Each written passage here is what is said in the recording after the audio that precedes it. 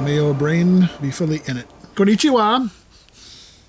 Hi. I'm X. And I'm Z. This is our channel. So before we get into this, we are developing a short film. And Patreon is the best way to help with doing that. We are watching Spirited Away for the very first time. We watched this because of you. It's so different from everything that we've seen so far. Yep. I've heard so many things about it. I just never knew what the heck they were talking about. So this was good to see. And this is me missing the boat entirely because this came out in 2001. It even won Best Animated Feature that year, which is pretty impressive. My knowledge of Studio Ghibli, the ones that I knew about was My Neighbor Totoro, which is really cute, but kind of a fluffy little light. There's not much to it. There's Howl's Moving Castle, which is a little more involved. Still to this day, no idea what's going on. And then there's Princess Mononoke, which is, it's just a little beyond my normal weird that I'm used to. So before this one, the most popular, but then when this one came out, it blew it away. Yeah, mainly a lot of it is symbolism. That's what I'm getting out of it. Yeah. It's like, for instance, at least this is what I got out of No Face in this one, was that, like, he was a mixture of greed and people's influence on you. Because, obviously, he was, like, gorging on everything, and he was becoming super fat, and he was, like, becoming really mean and eating people. But it was all caused, as the main character put it, from his environment. He was giving a whole lot in order to be given things. He just ended up fattening himself up, and then when he was put into a different environment where he was serving people, that's what he became. Yeah, I was curious. I confess I don't know all of the mythology of Japanese folklore. I find it fascinating. It's beautiful and interesting and weird. Yeah. And they've got all these creatures everywhere that I'm like, it just... I'm interested in them, but because they're so weird, they're very difficult for me to remember. I'm sorry that we're uncultured, but we're trying. Well, we're mildly cultured, but this is mildly cultured. This is steeped in their traditions for centuries. And we can't pretend to know all of that. And so this is just our takeaway from seeing a bit more than that, kind of tracking the character arc, because that's the main difference between these animated movies and the ones that we're used to in America. The plot, the branding, and the merch. Yeah. With this, it's the character, the backdrop of tradition, and the communication of values, but not in an overt way. It's all through symbolism. This is Chihiro, who eventually gets called Sen. What I liked about her character development was a lot of her learning how to take charge a little bit more, to, like, push herself out of her comfort zone, to do things with initiative instead of, like, asking for stuff.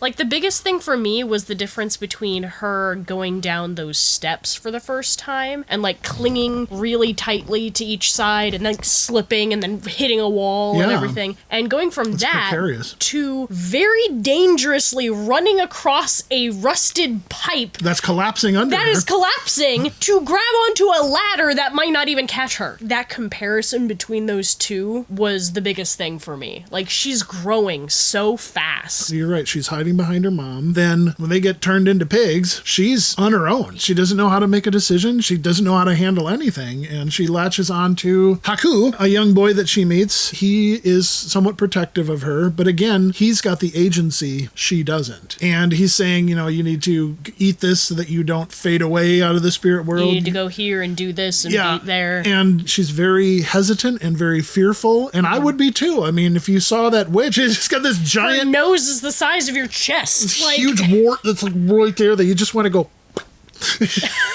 But she's huge and disgusting and weird looking and giant eyes and, well, I mean, she's a witch. Regardless, she has to face her fears. She's got to figure out quicker. She's just not going to make it. And it's tough because she looks like she's, 9 to 12 years old, somewhere in there. But she's persistent with the old hag and she gets work. But then we start encountering the spirits. So you were already mentioning No Face. But then we get what they call the stink spirit, who is so nasty and full of gross and covered in... It was hard for them to talk. Right, everybody's just like...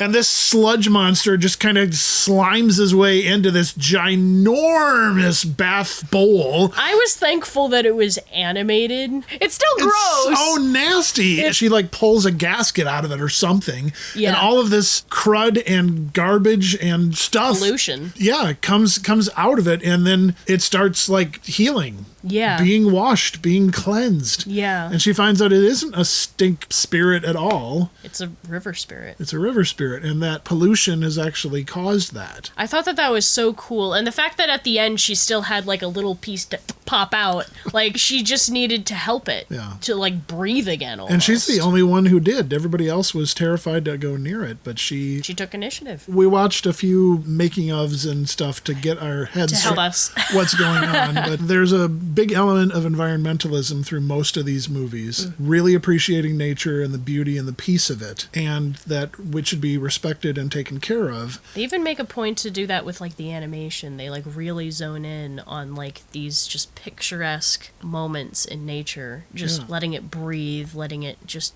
be, if that makes any sense. Yeah, a major part of the artistry, you and I both know that there's two parts of animation when you're doing a feature. There's the cell animation, which is the characters, and then there's the background, which is the painting or the environments. And my goodness, the artists behind the background paintings, they're like murals. They're gorgeous. You could frame those. You could take the cell animation out and just put a frame of that. It just looked gorgeous. Like, they spent altogether way too much time making this absolutely perfectly beautiful. They did so much research too. When the person was breaking it down for us, because we needed help, they were talking about all of the places that inspired all of these animated areas. And it's just so detailed and everything has such deep culture. It's just like, oh, that's so cool. It's like the landscape itself is sacred. The perfectionism, like, it's astounding. Hayao Miyazaki. And he set up his studio away from the city in a more neighborly area. With more nature in it. Lots of nature, lots of trees. His whole team at Ghibli Studios, they really value the painterly aspects of it. I don't know if they even have in-betweeners, people who animate between major pieces of action that I think that they just animate, and it feels more alive. Yeah, it's really appreciating the small moments. I noticed one when she tapped her shoe once she got it on her foot. I know it's very simple, but like she wanted to make sure it snugly fit. It was just a little human moment, but it was natural, real, and relatable, and it just sort of sold you on the authenticity of it. Yeah, like she's really there. Obviously, this is a very big thing in these types of movies. The food. Oh, yeah. The food is so amazingly animated that it's like, it's so delicious looking. Like, you just want to eat everything that's there. I certainly do not want to be turned into pigs like her parents, but I really like the food. There was a moment where he gave her rice cakes or something like that, yeah. And she just started eating, and then she became emotional because she could just take a moment to breathe and just let it out for a little bit. And it was just this small kindness of food. Yeah. It reminds me of one time my pastor just made a small aside. He said, getting to my age, I realize I pretty much just enjoy a good meal and company. It's not all flash and dazzle. It's not all, hyped up. But honestly,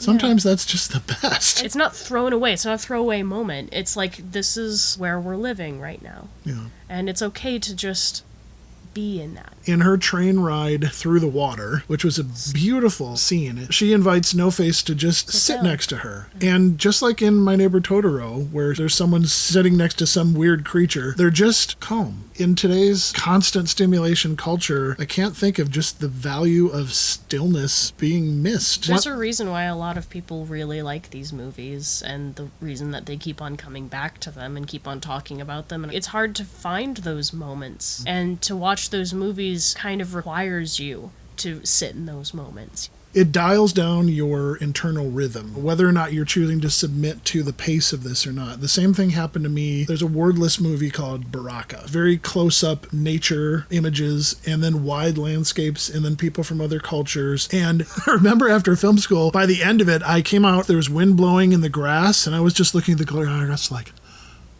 whoa. I was looking at the grass because it was actually beautiful and magical. I just had never slowed down enough to experience that or appreciate it. I was watching a video about a independent film company in a foreign country. One of them said, it's really good to be bored sometimes because that's where your mind can start flowing and you can start imagining things and you can start sorting things out. It said, you need to choose intentionally now to be bored, because that's where creativity comes from. Just like sit down and wait and let your thoughts sit for a bit. Yeah. Yeah. You might start sorting things out or considering more meaningful things in your life if you actually give your brain space to just go. I had a boss that would choose in midday just take a walk. And we're in TV and film production. You just don't go take a walk. Yeah. We've got things to do. But he told me, whenever I have a problem I can't figure out, I will go take a walk. And it'll be 10 minutes, 15 minutes, whatever. So by the time I get back, I'll have it sorted out. His mind needed that mental space. I would encourage you, if you don't take those breaks, just put it down and maybe just sit. Think about high and noble things. Maybe there's You might be even more creative than you thought you were. Yeah, maybe you should fast from media or stimulation for just a little bit, which is ironic considering we're a media channel. And I don't think we were designed to be so bombarded by stuff. Yeah. all the time. And back in my day, you were playing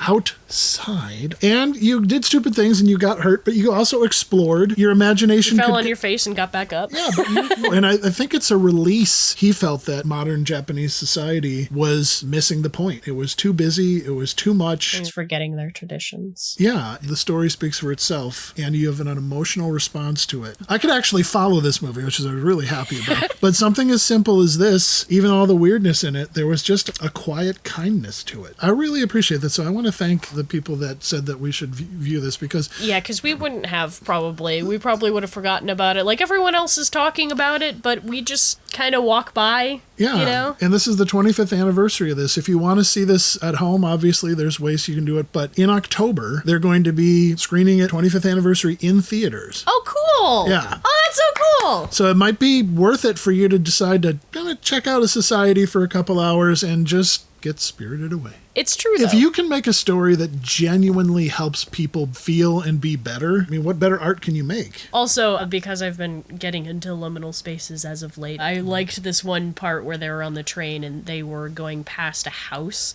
and it was just a house on a grassy hill, and the rest of it's just ocean. And it looked so cool. I don't know. I don't know how else to describe that. It looked neat. I like it. So let's try to rescue liminal spaces from the creepy. Well, there are some calm liminal spaces. I'll tell you about that later. But either way, If you've got something this beautiful somewhere in there, take a walk and maybe just see what comes to you. we have our Patreon still if you are interested in that. Just an update. We had a meeting with a potential collaborator actually just yesterday. I've personally had a talk with the cinematographer about this. We've got 2 or 3 potential actors for it. We've got 5 locations. I know the editor. I know the writer. I know the director. We're probably both producers. Thank you for watching our channel. I'm X. And I'm Z. If you like this video and what we're doing, please like And share and subscribe and stuff. And if maybe you want to see more of our stuff, there's a little bell down there for notifications. I don't know if you know about it, but yes. well, thank you for watching, and we will see you next time. Now we can be spirited away. Oh.